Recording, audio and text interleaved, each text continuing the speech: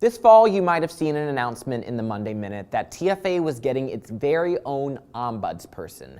And if you were like me, and I know many of you were, I thought that Teach for America made up that word.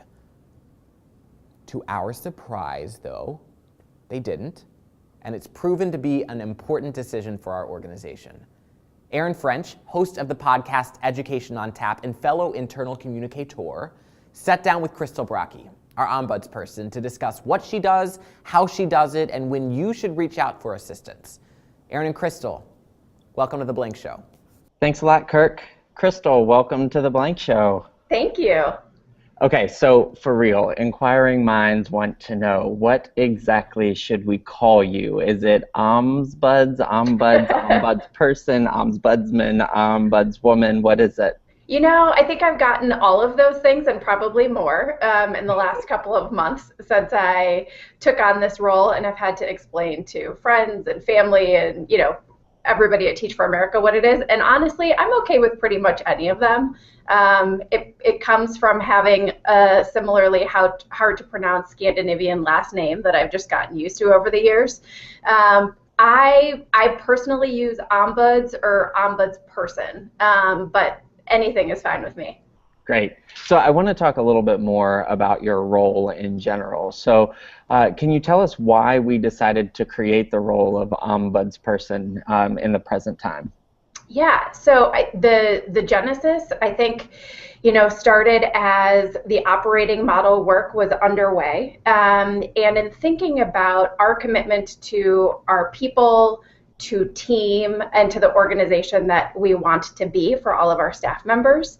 And I think in light of the fact that, teams are evolving and changing, and there are different roles that exist that support our staff, we felt really strongly that there should be at least one consistent source of support for any staff member, regardless of what position you're in, regardless of what team you're on.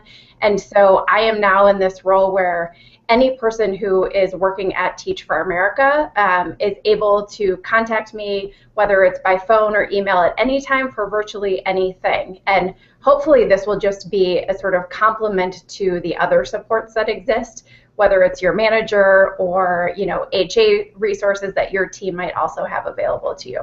And I think that totally leads into my next question, is why we even need your role, really. Yeah. Because I think a lot of people are wondering, then what's my HA generalist for, or my strategy and ops team, or my people partner if my team has one? How does your role differ from them?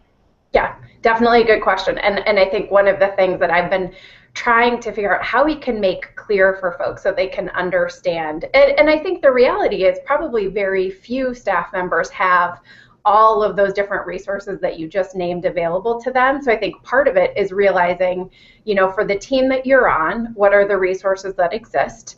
I have an Ombuds office page on the TFA hub, and there's a graphic that I've heard from a lot of people is helpful, which says, here are the kinds of things that you might consider going to your team's HA generalist about, or here are the kinds of things that, if you have a strategy, talent, and ops person or team, what are the kinds of work that they do?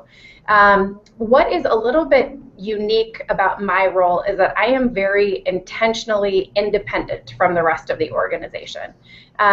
So a lot of times, people sometimes need a place to go and to talk through an issue that they might be experiencing, and want to be able to do that outside of their team structure, or outside of a management line, if you will. And so my role is really sort of present now to be able to give people that confidential space for them to talk through and think about what options might be available to them, for them to then choose to take action on in whatever way they choose to. So let's talk about this confidentiality piece. Yeah. How do you ensure that you are 100% confidential? I mean, there's a lot of ways that stuff can leak, to use a word. So how do you make sure that people's information is secure, or that what you're talking about doesn't go beyond you? Yeah, and confidentiality is one of the key principles of my role. and is the same for any person that's in an ombuds or ombudsperson type role, really in the United States and internationally. And so there are some very consistent best practices that I have learned from the International Ombudsman Association that I'm now a proud member of. So there are a couple of practices that I implement in my work every day. One is I no longer work out of a Teach for America office. So I have a separate place so that there would never be a risk of somebody overhearing a conversation that I would have that could potentially, breach confidentiality or certainly make people uncomfortable if they knew that I was in a TFA office while we were having a conversation.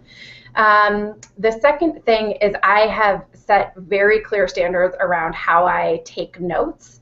And actually how I do not keep formal records of any of the conversations that I have. So I have a trusty yellow legal pad by my side. And while I'm talking with people, I may jot down some informal notes. I actually never write the person's name down. I use sort of a series of letters to help me keep track of information like that. But I think most importantly is I shred all of those papers within 30 days of any conversation. So, when people contact me, one of the things I sometimes have to say is remind me of some of the details that we've talked about in the past, if this is maybe a second or third or even fourth conversation, because by design, I'm actually not keeping records of those conversations that we're having. And so I think one of the things people will likely ask is, sure, you operate a little bit separately from the organization, but you are still very much a part of Teach for America and the staff here. So how does your role square with what you can share, say, to our senior leadership about the culture at Teach for America, or maybe some trends that you're hearing from several different people? How do you report back to leadership at this point?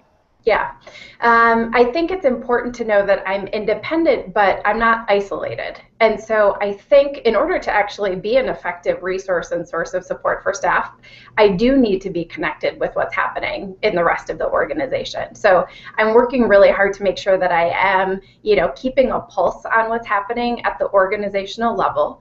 And then in terms of, really identifying trends, the one sort of formal data system that I use is a tracker that contains non-identifiable information that only lists what are the core issues that people are experiencing. So nothing about a particular story, it would be at the level of somebody came to me with a question about compensation, or somebody came to me to talk about a challenging relationship that they might be experiencing, so that I can actually look across that set of data to see what trends exist and use that to actually help share some of that information with our senior leaders in a way that I hope conveys the experiences of our people, but in a way that also protects their confidentiality and things that they're not ready or not comfortable to have shared in detail. We wouldn't be Teach for America without some data, right? So my last question, and maybe one of the most important, is all of this seems so secretive. So I'm curious what your wardrobe choice is day to day. Are you in a black trench coat and sunglasses on your way to the office so no one knows where you're going? So I live in the Twin Cities of Minnesota. So I'd say more often than not, my wardrobe is dictated by weather. So yesterday I rolled in wearing hardcore winter boots and jeans and a windbreaker. But Carmen Sandiego was definitely a personal hero of mine as I was a kid. So I might consider busting out a trench coat every now and then. I would support that decision anytime you decide to. Crystal, thanks for your time. Thank you. Back to you, Kirk. Thanks, Aaron and Crystal. Learn more about how you can utilize Crystal's expertise on the TFA Hub underneath the Staff Resources tab.